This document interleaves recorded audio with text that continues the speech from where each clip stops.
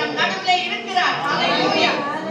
இந்த காலவெளியில கூட கொஞ்ச நேரம் தியானிப்பதற்காக நாம் எடுத்துக்கொள்வோம். எபிரேயருக்கு எழுதினதான நிருபம் 12ஆம் அதிகாரம் 29ஆம் வசனம். The book of Hebrews chapter 12 verse 29.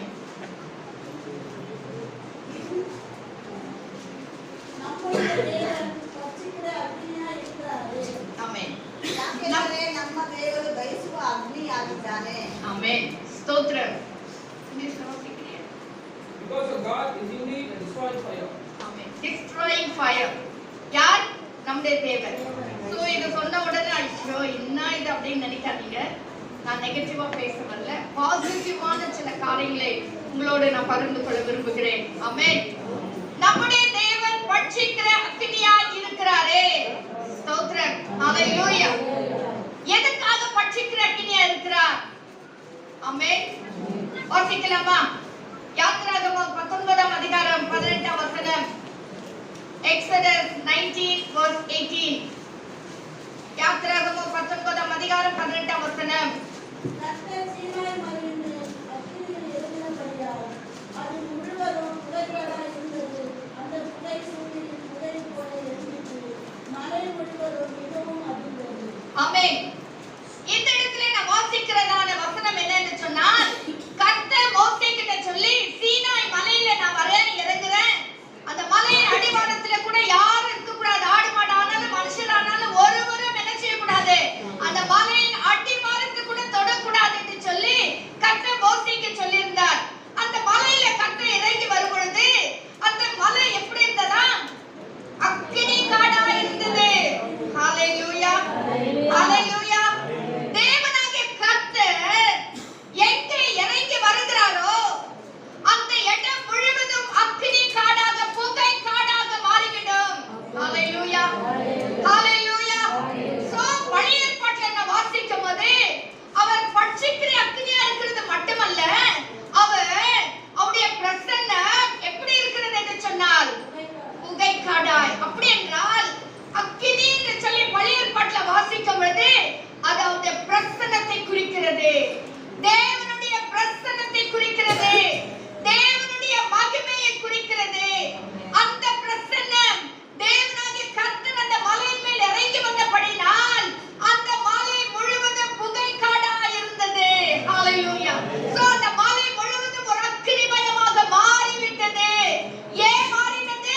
கர்த்தர் இறங்கினபடியால். கர்த்தர் அந்த மலையின் மேல் இறங்கினபடியால். அருமையான கர்த்தருடைய பிள்ளையே, தேவனாகிய கர்த்தர் இறங்கும் பொழுது அவருடைய பிரசன்னத்தில் இருக்கிறதாக நாம் எல்லாருமே உணர வேண்டும். எங்கே அவருடைய பிரசன்னம் இருக்கிறதோ அங்கே கர்த்தர் இறங்கி இருக்கிறார் என்று அர்த்தம். ஆமென். ஹalleluya. எங்கே அவருடைய மகிமை வெளிப்படுகிறதோ அங்கே கர்த்தர் இறங்கி இருக்கிறார் என்று அர்த்தம். ஹalleluya. சோ கர்த்தர் இறங்கி வர இடத்துல நாம் பயபக்தியாய் நாம் ரொம்ப கேர்ஃபுல்லா தேவ சமூகத்தில் உட்கார வேண்டும். நாம் ஆராதிக்கிற வழியில கர்த்தரை மகிமைப்படுத்துகிற வழியில கர்த்தர் இறங்கி வருகிறார். ஏனென்று சொன்னால் அவர் துதிகள் மத்தியிலே வாசமாய் இருக்கிறவர்.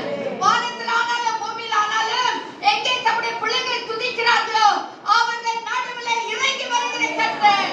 அவர் இறங்கி வந்தா அந்த இடம் முழுவதும் புகை காடாய் மாறும். ஹalleluya. சாலமோன் தேவாலயத்திலே கிண்ணறங்களை வாசித்து ஆசாரியர்கள் எல்லாரும் துதிக்க ஆரம்பித்தார்கள், பாட ஆரம்பித்தார்கள். ஆலயம் முழுவதும் புகை காடாய் மாறினது. அந்த ஆலயம் முழுவதும் ஸ்தோத்திர மகிமையினால் நிரப்பப்பட்டபடினாலே ஆசாரியர்கள் கூட அந்த இடத்துல வேலை செய்ய முடியாமல் போனது என்று சொல்லி நாம் வாசிக்கிறோம். ஆமென். ஹalleluya. ஹalleluya. கர்த்தருடைய பிள்ளைகளே, தேவ சமூகத்துல வரும் பொழுது தேவனாகிய கர்த்தர் பிரசன்னமாகுகிறார். அவர் எப்படி ஆகுகிறார்? அக்கினியாக மாறுகிறார். அக்கினியாக நம் நடுவுல கடந்து வருகிறார். ஹalleluya. அப்போ தேவ சமூகத்துல வரும் பொழுது நாம் அந்த அக்கினிக்குள்ள இருக்கிறோம் சொன்னா நம்முடைய பலவீனம் இருக்குமா? நம்முடைய வேதனை இருக்குமா? நம்முடைய முரட்டாட்டம் இருக்குமா? நம்முடைய சோர்வு இருக்குமா? நம்முடையதான குறைச்சல் இருக்குமா? நம்முடைய வியாதி இருக்குமா? கர்த்தருடைய பிள்ளைகளே, எல்லாம் மாற வேண்டாமா? ஹalleluya. நாம் வரும்பொழுதே ஆயத்தத்தோடு பயத்தோடு தேவ சமூகத்துல வாஞ்சையோடு தாகத்தோடு நாம் வர வேண்டும். எபிரேயர்ல வாசிக்கிறோம் ஒரு வசனத்திலே, நாம் செய்கிற ஆராதனை பரலோகத்திலே செய்ய செய்யப்படுகிற ஆராதனைக்கு ஒத்ததா இருக்கிறது என்று சொல்லி. ஆமென், ஹalleluya. அப்படியானால் நாம் செய்கிற அந்த ஆராதனை எவ்வளவு விலையேற பெற்றதுன்னு பாத்தீங்களா? நாம் செய்கிற ஆராதனை எவ்வளவு ஸ்பெஷல், விசேஷமானது என்று சொல்லி பாருங்கன்னா, கர்த்தர் அங்கே கடந்து வருகிறார். கர்த்தர் அங்கே கடந்து வருகிறார். ஹalleluya. அந்த மலை முழுவதும் புகைக்காடாய் மாறினது. வாசிங்க யாத்திராகமம் 24 அதிகாரம் 17 வசனம். யாத்திராகமம் 24 அதிகாரம் 14 வசனம் 17 வசனம். கர்த்தருடைய மகிமையின் காட்சி இஸ்ரவேல் புத்திரருடைய கண்களுக்கு பட்சிக்கிற அக்கினி போல் இருந்தது. ஆமென். இஸ்ரவேல் ஜனங்களுக்கு எப்படி காணப்பட்டதா? அந்த மலை. வாசிங்க, மீண்டும் வாசிங்க. மலையின் கொடுமுடியிலே கர்த்தருடைய மகிமையின் காட்சி இஸ்ரவேல் புத்திரருடைய கண்களுக்கு பட்சிக்கிற அக்கினியை போல காணப்பட்டது. அதுதான் கர்த்தருடைய மகிமை. ஸ்தோத்திரம். கர்த்தருடைய மகிமை பட்சிக்கிற அக்கினியால் காணப்படுகிறது. ஹalleluya. கர்த்தருடைய பிள்ளைகளே, இந்த மகிமைக்காக நாம் வாஞ்சிக்க வேண்டாமா? இந்த மகிமைக்காக நாம் தேவ சமூகத்திலே கேட்க வேண்டாமா? அந்த மகிமை நமக்குள்ளே இறங்குமேயானால், அந்த மகிமை நம்முடைய சபையின் நடுவில் இறங்குமேயானால், ஹalleluya, நாம் அந்த மகிமையை பார்க்க மாட்டோம். தேவனாகிய கர்த்தர் பட்சிக்கிற அக்கினியா இருக்கிறது என்பதை நாம் காண முடியும். நம்முடைய கண்கள் எல்லாம் எப்ப பாரு எப்படி வெறும் பிரச்சனை தான், வெறும் சோர்வான எண்ணங்கள் தான், வெறும் துக்கமான காரியங்கள் தான் நம்ம கண் முன்னால ஓடினே இருக்கு. ஃபில்ம் ஓடுது, கண்ணு முன்னால ஓடுது. நீங்க பாடுறீங்க, கை தட்டுறீங்க, ஆனால் உங்க உள்ளமோ பழைய காரியங்களே யோசிச்சுட்டு இருக்குது. அதெல்லாம் விட்டு அந்த உள்ளத்தின் ஆழத்துல இந்த ஸ்தோத்திரம். அதுதான் கர்த்தர் சொன்னார், என்னை ஆராதிக்கும் போது எப்படி ஆராதிக்க வேண்டும்? முழு உள்ளத்தோடு, முழு சிந்தையோடு, முழு ஆத்மாவோடு கர்த்தரை நாம் ஆராதிக்க வேண்டும். எல்லா காரியங்களையும் மூட்டை கட்டி வெளியே வச்சுட்டு என் தேவனுடைய சமூகத்திலே நாம் வரும்போது நிச்சயமாகவே நமக்கு ஆசீர்வாதமா இருக்கும். கர்த்தருடைய மகிமை நமக்கு ஒரு அக்கினியை போல காணப்படும். ஆமென், ஹalleluya. ஸ்தோத்திரம், ஸ்தோத்திரம். இன்னொரு வசனம் கூட இந்த பழைய பாட்டுல, அதாவது பட்சிக்கிற அக்கினி என்று சொல்லி சொல்லப்படுகிறது. அது எது என்று சொன்னால், இன்னொரு விதத்துல அது நம்மை, அதாவது வேண்டாத காரியங்களை எரித்து விட்டு, வேண்டாத காரியங்களை அது அக்கினியால் சோதிக்கப்பட்டு சுட்டெரிக்கப்பட்டு வேண்டியவைகளை கர்த்தர் நமக்கு கொடுக்கிறவராய் இருக்கிறார். ஹalleluya. இந்த பட்சிக்கிற அக்கினி தேவ பிரசன்னம் என்று சொல்லி பார்த்தோம். தேவனாகிய கர்த்தர் நம் நடுவில் கடந்து வந்துட்டா, நாம் செபிக்கிற வேளையில, ஒருவேளை நீங்க தனிமையா இருக்கு செபிக்கிற வேளையில கூட இருக்கலாம், ஒருவேளை உபவாசத்துல உட்கார்ந்து இருக்கும் போது கூட இருக்கலாம். நீங்க செபிக்கிற வேளையில பாருங்க, கர்த்தருடைய பிரசன்னம் வந்துச்சுன்னா நம்ம பேசவே மாட்டோம். ஆமென். அனுபவம் இருக்குதா? ஆவியானவருடைய பிரசன்னம் வந்துட்டா நம்ம இதுக்கு முன்னால கத்திட்டு இருந்த பாருங்க, பட பட பட பட நானூறு இதை தார அதை தார இது அது அது அது பேசிட்டு பாருங்க. எப்போ அந்த பிரசன்னம் வந்துட்டோ நான் பேசவே மாட்டோம். நம்ம அப்படியே அமைதியா இருந்துருவோம். அது மட்டும் இல்ல, நம்முடைய கண்களிலே தார தாரையாய் கண்ணீர் வடியும். எத்தனை பேருக்கு அப்படிப்பட்ட அனுபவம்? ஹalleluya. தேவ பிரசன்னம், அந்த பட்சிக்கிற அக்கினி எப்படின்னா நம்ம அப்படியே அமைதியாக மாற்றிவிடும். அப்படியே நம்ம ஒன்னும் பேசாதபடிக்கு அந்த தேவ பிரசன்னத்திலே நம்ம அப்படியே மூழ்கி இருக்க கர்த்தர் உதவி செய்து விடுவார். அப்புறமா நம்ம கண்களிலே தண்ணீர். ஏன் அழுத, எதுக்காக கண்ணீர் வந்தது தெரியவே தெரியாது. ஆனா அந்த தேவ பிரசன்னம் இருக்கு பாருங்க, நம்ம அப்படியாக மாற்றிவிடும். ஹalleluya, ஹalleluya. அவருடைய பிரசன்னம் என்ன செய்கிறது என்று சொன்னால், நம்முடைய இருதயத்தை பழுது பார்க்கிறது, நம்முடைய இருதயத்தை ஆராய்ந்து பார்க்கிறது. அவருடைய பிரசன்னம், அந்த அக்கினி வந்த பொழுது நாம் சோதித்து பார்க்க முடியாது. ஏன் தெரியுமா அழுறோம் நம்ம? ஐயோ, இப்படிப்பட்டதான வல்லமுள்ள தேவனுக்கு முன்னால ஐயோ நான் இப்படி குறைச்சல் உள்ளவனாய் காணப்படுகிறேன்னு, ஐயோ இவ்வளோ நன்மைகளை செய்த தேவனுக்கு முன்னால நான் நன்றி கெட்டவனாய் இருக்கிறேன்னு, ஆண்டவரே எல்லாம் செய்த நன்மைகளை மறந்து விட்டேன் என்று சொல்கிற ஒரு துக்கம், ஒரு அழுகை நமக்குள்ளே வரும். ஏன்னா அந்த ஆவியானவர் நம்முடைய உள்ளத்துல ஊடுருவி செல்லுகிறவராய் இருக்கிறார். அந்த ஆவியானவர் சும்மா நமக்கு புகைக்காடாய் மாற்றி அப்படியே விட்டு விடுகிறவர் மட்டுமல்ல, நமக்குள்ள ஊடுருவி செல்லுகிற தேவனாய் இருக்கிறார். கர்த்தருடைய பிள்ளைகளே, ஆனபடி நான் தேவ சமூகத்துல உட்காரும் போதே தேவனாகிய கர்த்தர் நம் நடுவுல கடந்து வரும் பொழுது, மலை, அதாவது சீனாய் மலையில கர்த்தர் கடந்து வந்தபடினால் மோசே தேவ சமூகத்துல போய் அமைதியா உட்கார்ந்துட்டார். ஆமென். 40 நாள் இரவு பகலும் முடியாமலும் அப்படியே சைலண்டா உட்கார்ந்துட்டார். அவர் பேசுறதுக்கு எதுவுமே இல்லங்க. ஹalleluya. ஏன்னா கர்த்தர் சொன்னார், நீ வந்து உட்காரு, நான் உனக்கு கற்பனைகளை கொடுக்கிறேன்னு சொல்லிட்டார். இவர் பேசுறதுக்கு எதுவுமே கிடையாது. அவர் அப்படியே போயிட்டு அமைதியா உட்கார்ந்துட்டார். கர்த்தருடைய பிள்ளைகளே, தேவ சமூகத்துல வரும்போது நாம் அமைதியாக மாறி விடுவோம். ஹalleluya. வாசிங்க எரேமியாவின் புத்தகம் 23ஆம் அதிகாரம் 29ஆம் வசனம். எரேமியாவின் பெரிய தீர்க்கதரிசன புத்தகம் 23ஆம் அதிகாரம் 29ஆம் வசனம்.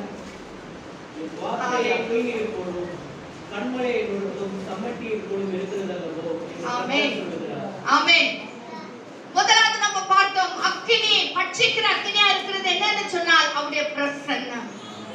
இரண்டாவது இங்க வாசிக்கிறோம், எப்படி இருக்கிறதா? என் வார்த்தை அக்கினியை போலவும் கண்மலையை நொறுக்கும் சம்மட்டியை போலவும் இருக்கிறது அல்லவோ? ஆமென். அவர் பட்சிக்கிற அக்கினியா இருக்கிறார். அக்கினி என்றால் என்ன? அது தேவனுடைய வார்த்தை. ஹalleluya. கர்த்தருடைய வார்த்தை. அந்த கர்த்தருடைய வார்த்தை தான் அக்கினியை போலவும் கண்மலையை நொறுக்கும் செம்மட்டியை போலவும் இருக்கிறது அல்லவோ? சோ அந்த கர்த்தருடைய வார்த்தை எப்படி இருக்கிறது என்று சொன்னால் அது அக்கினியாக இருக்கிறது. ஹalleluya. இதுவரைக்கும் நம்ம கேட்டுக்க மாட்டோம். அந்த கர்த்தருடைய வார்த்தை, இந்த வேதத்துல சொல்லப்பட்ட ஒவ்வொரு வார்த்தையும் அக்கினியா இருக்கிறது. அக்கினியா இருக்கிறது. இந்த அக்கினியான வார்த்தை என்ன செய்கிறது என்று சொன்னால், நாம் வாசிக்க அந்த வார்த்தை நம்முடைய உள்ளத்திலே ஊடுருவி சென்று வேண்டாத பகுதியெல்லாம் சுட்டெரித்து போட்டு விடுகிறது.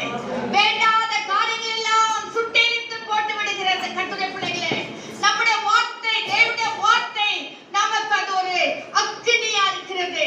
அப்போ உடையலன்னு வெச்சுக்கோங்க, அக்கினியில கூட உடையலன்னு வெச்சுக்கோங்க, செம்மட்டி. அதாவது ஹேமர் இல்லைங்க, இந்த கல் உடைக்கிறவங்க வச்சிருப்பாங்க பெரிய பெரிய ஹேமர், பார்த்திருக்கீங்க இல்லைங்களா? அவ்வளோ பெரிய ஹேமர் எடுத்து கர்த்தர் அடிப்பார். அப்படிதான் இந்த வார்த்தை இருக்கிறதா? அது உண்மைதானே? எவ்வளவு நாளா கீழ்ப்படியாத இந்த காரியத்துக்கு கூட இந்த வார்த்தை கீழ்ப்படிய வைத்தது. இந்த வார்த்தை தேவனுக்கு சில காரியங்கள் எவ்வளவு வருஷமா விட முடியாத சில காரியத்தை இந்த வார்த்தை பேசும் பொழுது நாம் விட்டு விட்டோம். இந்த வார்த்தை பேசும் பொழுது நாம் ஆண்டவருக்கு அர்ப்பணித்து விட்டோம். இந்த வார்த்தை நம்மோடு இடைப்படும் பொழுது ஓ ஸ்தோத்திரம், தேவ சமூகத்திலே நொறுங்கினவர்களா விழுந்து கிடந்தோம் இல்லையா? இந்த வார்த்தை, நம்முடைய வார்த்தையானது நம்முடைய உள்ளத்தை, நம்முடைய வாழ்க்கையை நொறுக்கிறதான ஒரு செம்மட்டியாய் காணப்படுகிறது. அது அக்கினியை போலவும் இருக்கிறது என்று சொல்லி வாசித்தோம். ஹalleluya. அதாவது செம்மட்டியை போலவும் இருக்கிறது அல்லவோ என்று கர்த்தர் சொல்லுகிறார். ஆமென். சங்கீதங்களின் புத்தகம் 105ஆம் அதிகாரம் 17ஆம் வசனத்திலிருந்து வாசிங்க. சங்கீதம் 105ஆம் அதிகாரம் 17ஆம் வசனம்.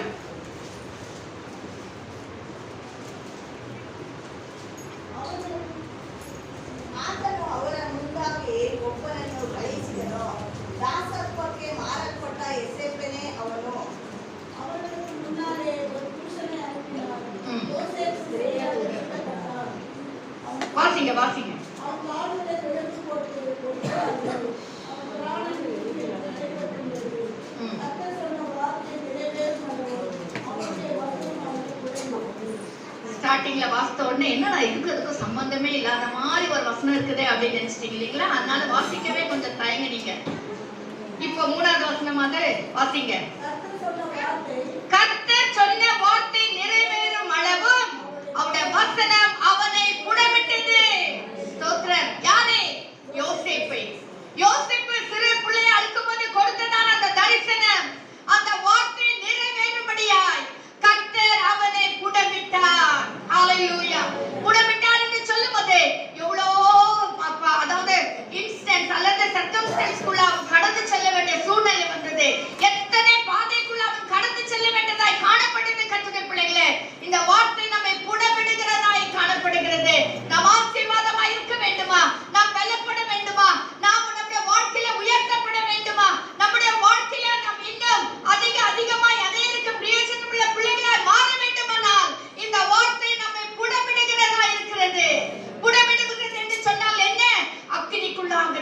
வேண்டும். அக்கினிக்குள்ளாக போய் நாம் புடமிடப்பட வேண்டும். கர்த்தருடைய பிள்ளையே, இந்த வார்த்தை நம்மை புடமிடுகிறதாக இருக்கிறது. அதுதான் யோசேப்பை குறித்து சொல்லப்படுகிறது. ஹalleluya.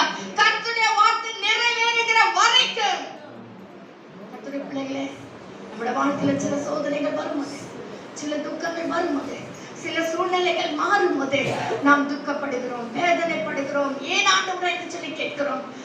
ஆண்டுக்கு அன்னைக்கு கொடுத்த வார்த்தை அதை நிறைவேறுவதற்காக கர்த்தர் நம்மை புடமிட்டுக் கொண்டிருக்கிறார். அந்த வசனம் நிறைவேற முடியாது.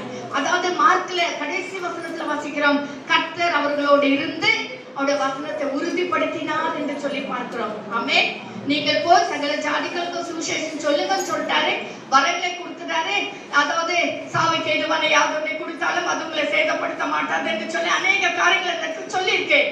சொன்ன பிறகு அவர் சொல்றாரு, அவர் கர்த்தர் அவர்களோடு இருந்து வசனத்தை உறுதிப்படுத்தினார். இந்த வசனத்தை உறுதிப்படுத்த முடியாது, இந்த வார்த்தைகளை உறுதிப்படுத்த முடியாது. நாம் சில அக்கினியான ஒரு சூழ்நிலைக்குள்ள கடந்து செல்ல வேண்டியது அவசியமாய் காணப்படுகிறது. அப்படி நாம் செல்லும் போது மட்டும்தான் கர்த்தருடைய வார்த்தை நமக்குள்ள நிறைவேறும். கர்த்தருடைய வார்த்தை நம்முடைய வாழ்க்கையில, நம்முடைய குடும்பங்களில நிறைவேறும். கர்த்தருடைய பிள்ளைகளே, நாம் சோர்ந்து போக கூடாது. ஸ்தோத்திரம். மூன்றாவதாக பார்க்கிறோம். முதலாவது கர்த்தருடைய அக்கினியானது அவருடைய பிரசன்னம், இரண்டாவது அவருடைய வார்த்தை, மூன்றாவது அதாவது ஸ்தோத்திரம். வாசிக்கிறீங்களா?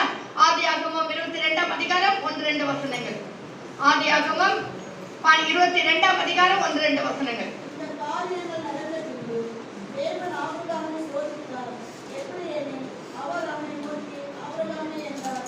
அவன் இதோ அடியேன் என்றார். அப்பொழுது அவர், உன் புத்திரனும் ஏகசுதனும் உன் நேசகுமாரனுமாகிய ஈசாக்கை நீ இப்போது அழைத்துக் கொண்டு மோரியா தேசத்துக்கு போய் அங்கே நான் குறிக்கும் மலையை ஒன்றின் அவனை தகவல்களையாக பண்ணிடு என்றார். ஆமென். ஸ்தோத்திரம். இந்த அக்கினியானது என்ன செய்கிறது என்று சொன்னால், இந்த அக்கினி நம்மை பலவிதமான சோதனைகளுக்குள்ளாக, பலவிதமான கஷ்டங்களுக்குள்ளாக, பலவிதமான உபத்திரவங்களுக்குள்ளாக நம்மை கடத்தி செல்லுகிறது. அக்கினி என்றால் என்ன? தேவனுடைய பிரசன்னம். அந்த பிரசன்னம் தான் நம்ம என்ன செய்கிறது? பலவிதமான சூழ்நிலைகளுக்குள்ளாய் கடத்தி செல்லுகிறது. ஆபிரகாம் தேவனுடைய பிரசன்னத்துல தான் இருந்தாரு. ஹல்லேலூயா. விசுவாசிகளின் தகப்பன். அவருக்கு நடந்த ஒரு அற்புதம் இன்னும் யாருக்குமே நடக்கல. அந்த வயதுல கூட கர்த்தர் அவனுக்கு ஒரு புத்திரனை கொடுத்தார். ஹல்லேலூயா. இன்னைக்கு நம்ம எல்லாரும் சொல்றோம், நம்ம எல்லாரும் ஆபிரகாமின் பிள்ளைகள் என்று சொல்லுகிறோம். ஏன்? அப்படிப்பட்ட நான் ஒரு விசுவாசிகளின் தகப்பனாக அவர் காணப்பட்டார். கர்த்தர் ஆபிரகாமை ஆசீர்வதித்தார். இன்றைக்கும் ஆபிரகாமின் தேவனே, ஈசாக்கின் தேவனே, யாக்கோபின் தேவனே என்று சொல்லுகிறோம். ஏன் சொல்லுகிறோம் என்று சொன்னால், அப்படிப்பட்ட நான் ஒரு அக்கினிக்குள்ளாக ஆபிரகாம் கடந்து செல்ல வேண்டியது நடந்தது. ஓ ஸ்தோத்திரம். நமக்கு யாருக்கு அப்படிப்பட்ட சூழ்நிலை வரல. ஆமென். ஹல்லேலூயா. யோபுக்கு வந்த சூழ்நிலை நமக்கு யாருக்குமே வரல. ஆபிரகாமுக்கு வந்த சூழ்நிலை நம்ம யாருக்குமே வரல. கர்த்தருடைய பிள்ளைகளே, அதுக்காக ஆபிரகாம் கர்த்தர் கொடுக்காமலே இருந்திருக்கலாமே. அதை கொடுத்துட்டு அவர் எவ்வளவு கொஞ்சி இருப்பாரு, எவ்வளவு தாளாட்டி இருப்பாரு, எந்த அளவுக்கு அவர் அந்த பிள்ளையை குறித்து எவ்வளவு சந்தோஷப்பட்டிருப்பாரு. அந்த அந்த காரியங்கள் நடந்து கொண்டிருக்கிற நேரத்துல கர்த்தர் சொல்றாரு, உன் ஏக சுதனம் உன் புத்திரனுமாகிய உன் குமாரனை கொண்டு வந்தேன், பலி செலுத்த சொல்லுகிறார். கர்த்தருடைய பிள்ளையே, அவருடைய பிரசன்னம், அவருடைய பிரசன்னம் நம்மை பலவிதமான இக்கட்டான சூழ்நிலைக்குள்ளாய் கடத்தி செல்லும். ஏன் தெரியுமா? நீ இன்னும் கர்த்தரை விசுவாசிக்கிறாயா? ஸ்தோத்திரம். குழந்தை தருவார் என்று சொல்லி ஒருவேளை ஆபிரகாம் விசுவாசித்திருப்பார். இப்போ நான் குழந்தை எடுத்துட்டா என் மேல பற்றதா இருப்பானா, என்னை இன்னும் நம்பிக்கொண்டிருப்பானான்? கர்த்தர் அவரை சோதிக்க முடியாது. கர்த்தர் ஒரு இக்கட்டான சூழ்நிலையில, ஒரு கடினமான பாதையில ஆபிரகாமை கடத்தி செல்லுகிறார். கர்த்தருடைய பிள்ளைகளே, இதுதான் நம்முடைய வாழ்க்கையில கூட நடந்து கொண்டிருக்கிறது. ஆபிரகாமுடைய வாழ்க்கையை நம்ம வாசிக்கிறோம், தெரிஞ்சுக்கிறோம். ஆனா நம்முடைய வாழ்க்கையில கூட கர்த்தர் அப்படிதான் நடத்தி கொண்டிருக்கிறார். இன்னைக்கு நம்ம எல்லாரும் ஆபிரகாமின் பிள்ளைகளாக இருக்கிறோம். பல சூழ்நிலைகளுக்குள்ள கடத்தி செல்லுகிறோம். பலவிதமான இக்கட்டான நேரங்கள், கண்ணீரின் நேரங்கள், துக்கத்தின் நேரங்கள், வேதனை நேரங்கள், ஓ தலை குனிய வேண்டிய சூழ்நிலைகள். ஆமென். ஹல்லேலூயா. தலை குனிய வைக்க மாட்டேன் கர்த்தர் சொல்லியிருந்தாலும் சந்தர்ப்பங்கள் வரும்பொழுது தலை குனிய வேண்டிய சூழ்நிலைகள் வருகிறது. அமைதியா இருக்க வேண்டிய சூழ்நிலைகள் வருது. பேசுறதுக்கு கூட நமக்கு எதுவுமே தகுதி இல்லாத ஒரு சூழ்நிலைக்குள்ளாய் நாம் கடந்து செல்கிறோம். ஓ ஸ்தோத்திரம். மற்ற மனுஷருக்கு முன்னால தலை குனிய சூழ்நிலைகள் வந்து விடுகிறது. ஏன் தெரியுமா? இப்படி எல்லாம் நான் நடத்தினாலும் என் பிள்ளைகள் எனக்கு உத்தமமா இருக்கிறாங்களா? என் பிள்ளைகள் இன்னும் என்னை நேசிக்கிறார்களா? என் பிள்ளைகள் இன்னும் என் சமூகத்துல தான் இருக்காங்களான்னு சொல்லி நம்மை சோதிக்கும்படியாய் அவருடைய பிரசன்னமாகிய அக்கினி நம்மை கடத்தி செல்லுகிறது. ஹல்லேலூயா. கர்த்தர் ஆபிரகாமை பார்த்தார். ஆபிரகாமை பார்த்து அவருடைய விசுவாசத்தை பார்த்து கர்த்தர் அவருடைய மகனை எடுக்கல, அதற்காக ஒரு ஆட்டுக்குட்டியை கர்த்தர் வைத்திருந்தார். ஆமென். நீங்க நினைக்கிறீங்களா ஏதோ அப்பதான் ஒரு ஆடு வந்து மாட்டிக்கிச்சுன்னு? இல்ல.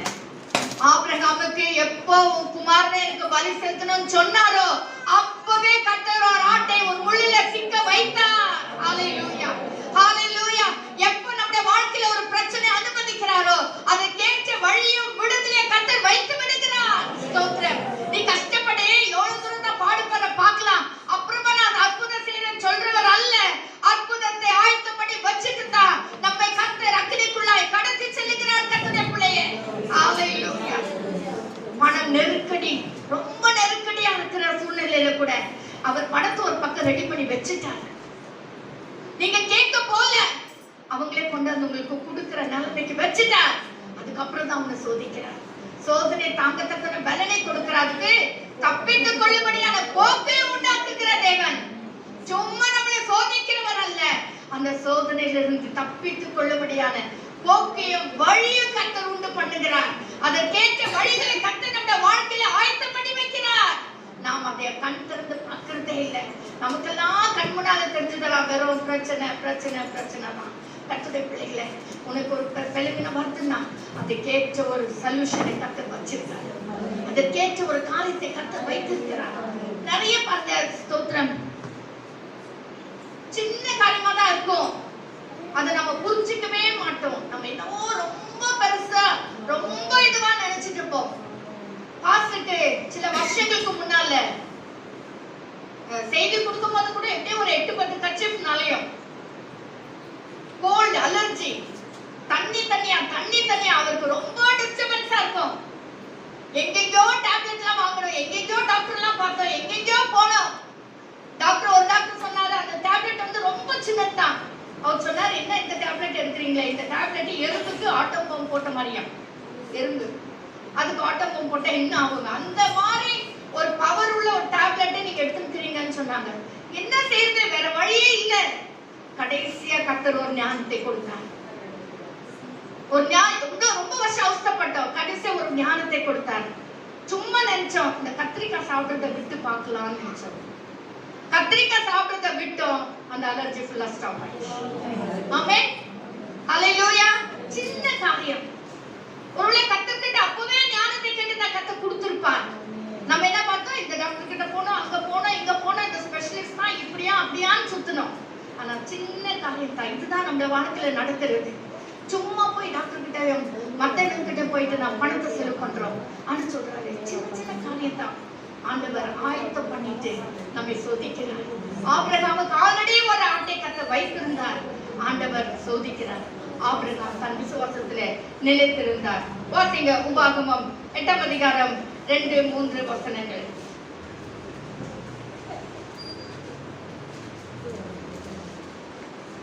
உபாகமம்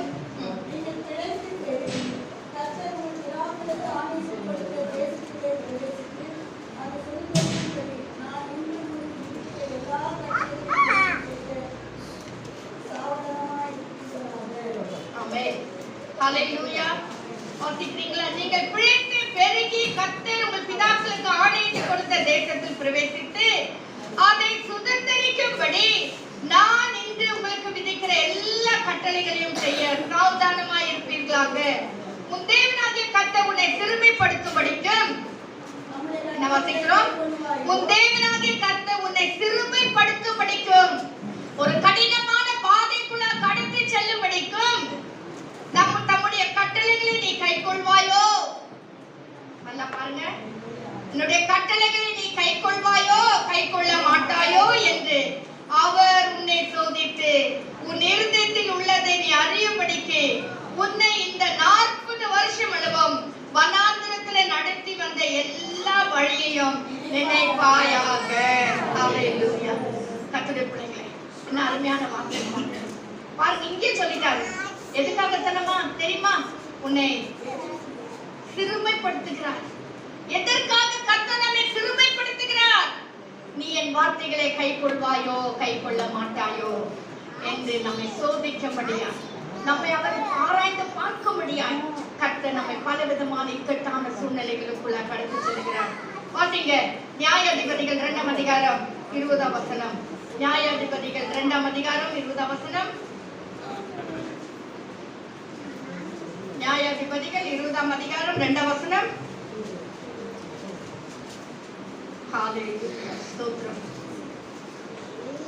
சகல ஜனங்களின் அதிபதிகளும் இஸ்ரவேலின் சகல கோத்திரத்தாரும் தேவனுடைய ஜனமாகிய சபையாக கூடி நின்றார்கள். அவர்கள் பட்டயம் உருவுகிற 4 லட்சம் காலாட்கள். 3ஆம் வசனம் வாசிங்க. இஸ்ரவேல் புத்திரர் எப்பாவுக்கு வந்த செய்தியை பென்யமீன் புத்திரர் கேள்விப்பட்டார்கள். அந்த அக்கிரமம் நடந்தது எப்படி சொல்லுங்கள் என்று இஸ்ரவேல் புத்திரர் கேட்டார்கள். ஸ்தோத்திரம். மன்னிங்க. 2ஆம் அதிகாரம் 20ஆம் வசனம். ஆகையால் கர்த்தர் இஸ்ரவேலின் மேல் கோபம் கொண்டவராகி, இந்த ஜனங்கள் தம் பிதாக்களுக்கு நான் கற்பித்த என் உடன்படிக்கையை மீறி என் சொல்லை கேளாத போனபடியால் 21ஆம் வசனம். யோசுவா மரித்து பின்வைத்துப் போன ஜாதிகளின் ஒருவரையும் நான் இனி அவர்களுக்கு முன்பாக தொட்டு விடாதிருப்பேன். அவர்கள் பிதாக்கள் கர்த்தரின் வழியை கவனித்தது போல அவர்கள் அதிலே நடக்கும்படிக்கு அதை கவனிப்பார்களோ இல்லையோ என்று அவர்களை கொண்டு இஸ்ரவேலை சோதிப்பதற்காக அப்படி செய்வேன் என்றார். பாத்தீங்களா? இங்க என்ன வாசிக்கிறோம்? அதாவது கர்த்தரை வழியை கவனித்தது போல அவர்கள் அதிலே நடக்கும்படிக்கு அதை கவனிப்பார்களோ இல்லையோ என்று அவர்களை கொண்டு இஸ்ரவேலை சோதிப்பதற்காக அப்படி செய்வேன். பாருங்க, ஒண்ணு செய்வாங்களோ செய்ய மாட்டாங்களோன்னு, இன்னொன்னு கவனிப்பார்களோ கவனிக்க மாட்டாங்களோ. பாருங்க, கவனிக்கிறது கூட அவ்வளோ ஒரு ஆண்டுடைய கணக்குல இருக்கு. கர்த்தருடைய வார்த்தை கவனிக்கிறது கூட கர்த்தர் கணக்குல வச்சிருக்காரு. என் வார்த்தை கவனிப்பார்களோ இல்லையோ என்று சொல்லி ஆண்டவர் சோதிப்பாராம். ஹalleluya. சோதிப்பதற்காக அப்படி செய்வேன் என்றார். அதற்காக கர்த்தர் அந்த ஜாதிகளை யோசுவாவின் கையில் ஒப்புக்கொடாமலும் அவைகளை சீக்கிரமாய் துரத்தி விடாமலும் விட்டு வைத்தார். நல்லா புரிஞ்சுக்கோங்க. இந்த ஜனங்கள் இஸ்ரவேல் ஜனங்களுக்கு விரோதமாய் வந்த ஜனங்களை யோசுவாவின் கையிலயும் ஒப்பு கொடுக்கல, அவங்களை சீக்கிரமா துரத்தியும் விடல, அங்கேயே இருக்கிறாங்க. எதுக்கு? இஸ்ரவேல் ஜனங்களுக்கு உபத்திரவமாக கர்த்தர் தான் வச்சிருக்காருங்க. ஆண்டவர் அவங்களை அனுப்பியும் விடல, யோசுவாவின் கையில ஒப்பு கொடுக்கவும் விடல. ஏன்னா என் வார்த்தைகளை கவனிப்பார்களோ இல்லையோ என்று பார்க்க முடியாது. சோ நம்ம வாழ்க்கையில சில பிரச்சனை கண்டினியூஸா வந்துட்டே இருக்குது அப்படின்னா நம்ம ஆண்டு பாக்குறாரு, இவங்க கவனிக்கிறாங்களா இல்லையா, என் வார்த்தைக்கு செவி கொடுக்கிறாங்களா இல்லையா, அல்லது என் கட்டளைகளை கை கொள்கிறாங்களா இல்லையான்னு பார்க்கும்படியாய் கர்த்தர் சில காரியங்களை அனுமதிக்கிறார், அதை விட்டு வைக்கிறார். ஹல்லேலூயா. வாசிங்க 2 நாளாகமம் 32ஆம் அதிகாரம் 31ஆம் வசனம். 2 நாளாகமம் 32ஆம் அதிகாரம் 33ஆம் வசனம். 2 நாளாகமம் பிதாக்களோட முத்திரை அடைந்த பின்பு அவனை தாவீது வம்சத்தாரின் தலைவர்கள் பிரதானமான தலைவர்கள் கொடுத்தார்கள். ஸ்தோத்திரம். 31ஆம் வசனம். ஆகிலும் பாபிலோன் பிரபுக்களின் ஸ்தானாதிபதிகள் தேசத்திலே நடந்த அற்புதத்தை நினைக்க அவனிடத்தில் அனுப்பப்பட்ட விஷயத்தில் அவன் இருதயத்தில் உண்டான எல்லாவற்றையும் அறியும்படி அவனை சோதிக்கிறதற்காக தேவன் அவனை கைவிட்டார். இங்க நம்ம வாசிக்கிறதான காரியம் யாரை குறித்து என்று சொன்னா எசேக்கியாவை குறித்து. எசேக்கியாவை பத்தி நமக்கு எல்லாருக்கும் நல்லா தெரியும். அவன் வியாதிப்பட்டான். கர்த்தர் அவனுக்கு எத்தனை வருஷத்தை கூட்டி கொடுத்தார்? அவன் சுவர்புறமாய் திரும்பி அவன் செபித்த போது 15 வருஷத்தை கூட்டி கொடுத்தார். இங்க நம்ம 31ஆம் வசனத்துல என்ன வாசிக்கிறோம்? அதாவது அனுப்பப்பட்ட விஷயத்தில் அவன் இருதயத்தில் உண்டான எல்லாவற்றையும் அறியும்படி அவனை சோதிக்கிறதற்காக தேவன் அவனை கைவிட்டார். பாத்தீங்களா? சோ நம்ம வாழ்க்கையில இதெல்லாம் எதுக்காக எழுதப்பட்டிருக்குன்னா நம்முடைய வாழ்க்கையில நடக்கிறதே, அதாவது வசனத்துல வாசிக்கிறோம், இவைகள் எல்லாம் நமக்கு திருஷ்டாந்தங்களாக எழுதப்பட்டிருக்கிறது. இவைகளை வாசிக்கும் பொழுது அதான் வசனத்துல என்ன வாசிக்கிறோம்? வசனங்களை என்ன செய்யணும்? தேடி வாசிக்கணும். தேடி வாசிக்கணும். வாசிக்கணும். எடுத்த உடனே வெறும் சங்கீத புக் பைபிள் திறந்த உடனே என்ன வருது? அதே ஒரு 4 வசனம் வாசிச்சா நம்ம நினைக்கிறோம் முடிஞ்சது அப்படின்னு. இல்ல, வசனத்துல நம்ம தேடி வாசிக்க வேண்டும். எல்லா பகுதியும் நாம் வாசிக்க வேண்டும். எல்லா பகுதியிலும் அது ஆதியாகமா இருக்கட்டும், நாளாகமா இருக்கட்டும், நீதிமொழியா இருக்கட்டும், வெளிப்படுத்தலா இருக்கட்டும், எதுவா இருந்தாலும் கர்த்தர் நம்மோடு பேசுகிறவரா இருக்கிறார். என்ன அழகா இங்க சொல்லப்பட்டிருக்கு பாத்தீங்களா? ஆண்டவர் கைவிட்டாராம். எசேக்கியாவுக்கு வந்ததான வியாதி என்னன்னா, அவர்கள் சோதிக்கும்படியாய் கர்த்தர் அவனே கைவிட்டார். ஸ்தோத்திரம். இன்னொரு வசனத்தை கூட வாசிங்க. ஏசாயா 48 அதிகாரம் 10 வசனம். ஏசாயா 48 அதிகாரம் 10 வசனம்.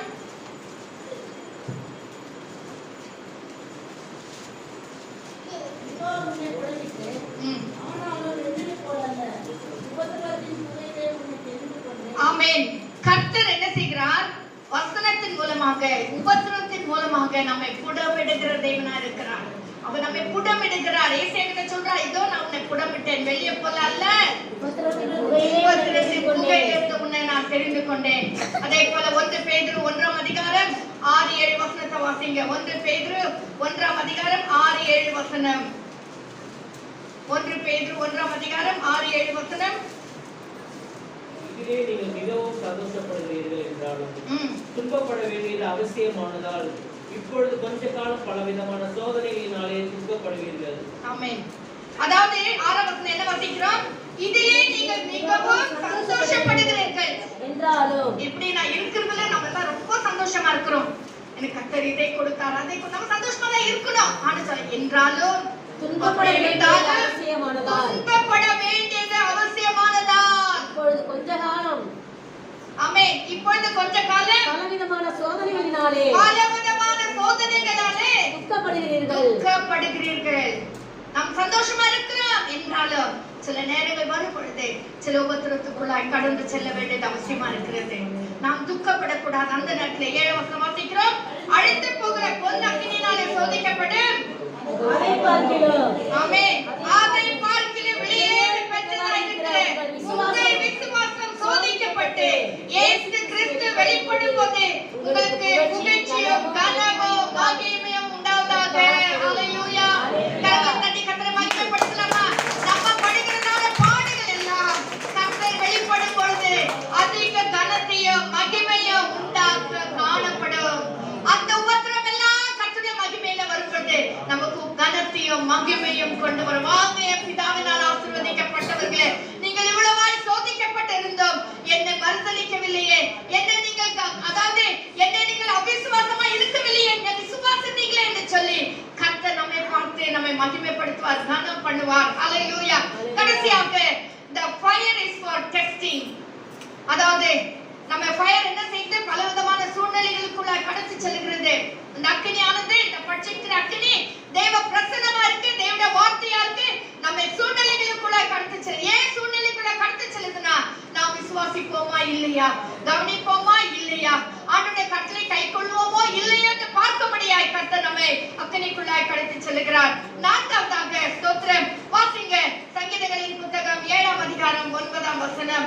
சங்கீதம் 7 அதிகாரம் 9 வசனம். துன்மார்க்கனுடைய பொல்லாங்கை விழியும் பண்ணும், நீதிமானை ஸ்திரப்படுத்துவீராக.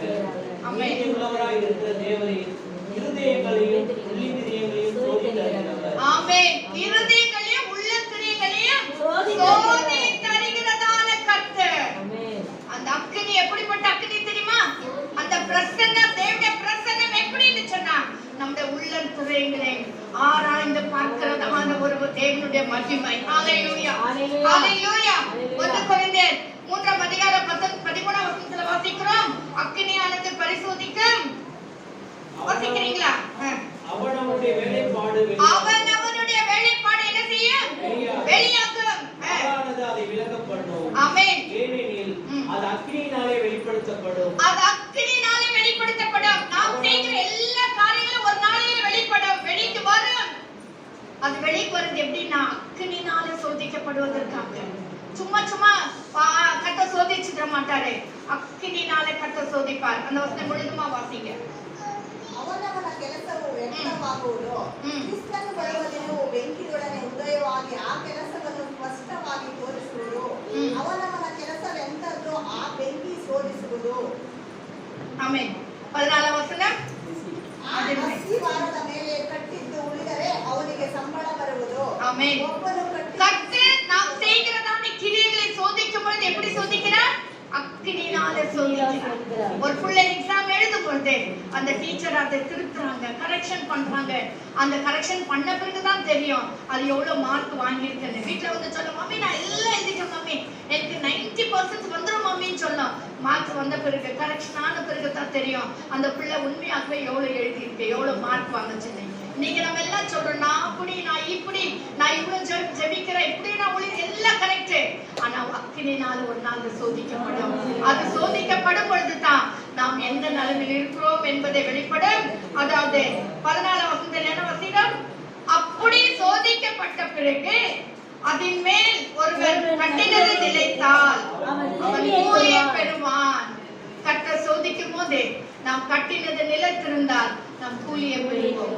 ஒருவேளை 15 வசனம், ஒருவன் கட்டினது வெந்து போனால் அவன் நஷ்டமடைவான். ஒருவன் கட்டினது வெந்து போனால் அவன் நஷ்டமடைவான், அவனோ ரட்சிக்கப்படுவான். அதுவும் அக்கினியிலே அக்கினியில் அகப்பட்டு தப்பினது போல் இருக்கும். எப்படியா? அக்கினியில் அகப்பட்டு நம்ம தப்பினது போல் செய்கிற கிரியைகள், நம்முடைய ஒவ்வொரு கிரியைகளும் ஒரு நாள்ல சோதிக்கப்படும். அது சோதிக்கும் போது அது நிலைத்திருந்தால் அதோட கூலியை நம்ம பெறுவோம். அது நிலைத்திராமல் இருந்தால், ஒருவேளை அது தவறானதா இருந்தால் அது வெந்து போய்விடும். அது வெந்து போயிடும். ஆனா நம்ம வேக மாட்டோம். சொல்றேன், ஆமென். நீ வேண்டாம் போ, இப்படி செய்த கிரியெல்லாம் வெந்து போச்சு நானும் சொல்ல மாட்டாரு. அதுக்கேற்ற கூலியை தருவார். அது நிலைத்திருந்தா அதுக்கேற்ற கூலி. நாம் செய்கிற காரியங்கள் அது வெந்து போகிற நிலைமையில காணப்பட்டால் அதுக்கேற்ற பலனை கட்ட அவ்வளவுதான் கொடுத்துட்டு சரி எப்படியோ போ அப்படி ஜஸ்ட் பாஸ்ன்ற மாதிரி. ஆமென். ஃபர்ஸ்ட் கிளாஸ் வாங்கல, செகண்ட் கிளாஸும் வாங்கல, ஜஸ்ட் பாஸ் போ. நீ செய்தது எழுதுறது எதுவுமே சரியில்லை, கொஞ்சம் கிரேஸ் மார்க் போட்டு உன்னை நான் பாஸ் பண்றேன் அப்படின்னு ஜஸ்ட் பாஸ் பண்ணி அனுப்புறாங்களே, அந்த நிலைமை வரும். கர்த்தருடைய பிள்ளைகள் ஜாக்கிரதையா இருக்க வேண்டும். ஆமென். சங்கீதம் 11ஆம் அதிகாரம் 5ஆம் வசனம். சங்கீதம் 11ஆம் அதிகாரம் 5ஆம் வசனம் வாசிங்க. கர்த்தர் நீதிமானை சோதித்து அறிகிறார், துன்மார்க்கனையும் கொடுமையில் பிரியமுள்ளவனையும் அவனுடைய உள்ளம் கர்த்தர் நீதிமானை சோதித்து அறிகிறார்.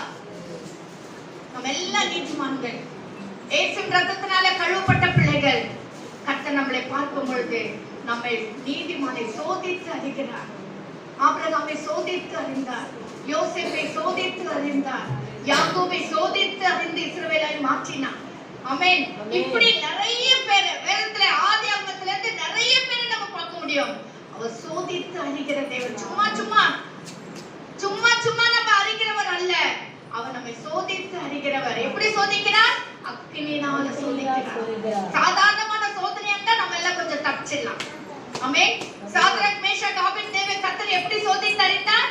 அக்கினிக்குள்ளாய் கடத்தி சென்று அவர்கள் உண்மையிலேயே நீங்க மறுதரிக்கலாங்களா, இந்த விக்கிரகத்தை வணங்குறாங்களா இல்லையான்னு பார்க்கும்படியாய் கர்த்தர் அந்த அக்கினிக்குள்ளாய் கடத்தி சென்றார்.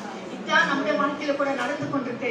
ஆனா நாம் சீக்கிரமாய் சோர்ந்து போய் விடுகிறோம், நாம் சீக்கிரமாய் தளர்ந்து போய் விடுகிறோம். நாணலை போல அப்படியே ஒன்னே நாம் உடைஞ்சு போய் விடுகிறோம். நாம் கர்த்தருக்குள்ளாக நிமிர்ந்து நிற்க வேண்டும். நீதிமானை கர்த்தர் சோதிப்பார், துன்மார்க்கனை சோதிக்க மாட்டார். அதே நீதிமொழிகள் 17ஆம் அதிகாரம் 3ஆம் வசனத்தை கூட வாசிங்க.